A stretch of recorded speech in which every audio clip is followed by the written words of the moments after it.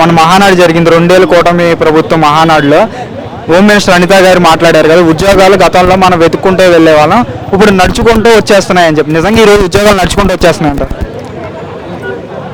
రోజు ఉద్యోగాలు నడుచుకుంటూ వస్తున్నాయా, పరిగెట్టుకుంటూ వస్తున్నాయా, బొంగురుకుంటూ వస్తున్నాయా, అసలు రావట్లేదా అనేటువంటి అంశం ఒకసారి సామాన్య ప్రజానికాన్ని అడిగితే సరిగ్గా మీకు చెప్తారు. వాళ్ళ జగన్మోహన్ రెడ్డి గారి హయాంలో అధికారంలోకి వచ్చినటువంటి అతి కొద్ది కాలంలోనే సుమారుగా 1,40,000 మంది సచివాలయం ఉద్యోగులకి నేరుగా రిక్రూట్ చేసుకొని ఎంతోమందికి ఉద్యోగాలు కల్పించినటువంటి పరిస్థితులు ఉన్నాయి.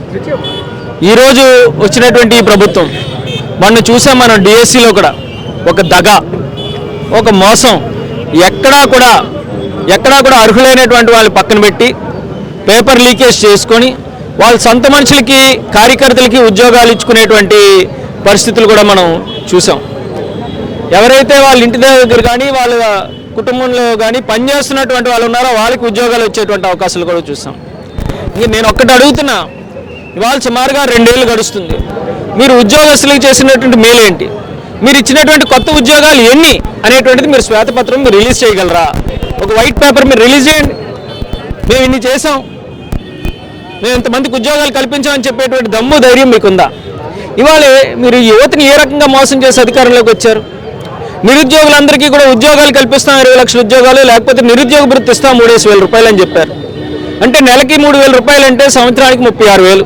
ఇప్పుడు 2 సంవత్సరాలకి 72,000 ఇవ్వాల్సి ఉంది. మీరు కనీసం 70 పైసలైనా ఎవరికైనా ఇచ్చారా? 70 పైసలు ఇచ్చారా ఎవరికైనా? ఈరోజు మీరు మాట్లాడుతున్నారు. ఇవాళ కబుర్లు చెప్పడానికి మరి హోంమంత్రి గారు ఏ రకంగా మాట్లాడుతున్నారో తెలియదు, కానీ మరి ఉద్యోగాలు ఇంటికి నడిచి వచ్చేస్తున్నాయని చెప్తున్నటువంటి వ్యక్తి అమ్మ హోంమంత్రి గారు. నడిచి కాదు కదా, కనీసం పాకురుకుంటూ కూడా ఎక్కడ ఉద్యోగాలు రావట్లేదు. దయచేసి మరి మీ ఇంటికి ఏమైనా వస్తున్నాయో ఉద్యోగాలు, లేకపోతే మీ నియోజకవర్గంలో మీరు ఎంక్వైరీ చేసుకోండి. మా వరకు వద్దు, రాష్ట్రం వరకు వద్దు, మీ నియోజకవర్గంలో మీరు ఉంటున్నటువంటి మండలాల్లో మీరు ఎంక్వైరీ చేసుకోండి. ఎంతమందికి మీరు 2 సంవత్సరాల ఉద్యోగ అవకాశాలు కల్పించారని చెప్పి నేను అడుగుతున్నాను.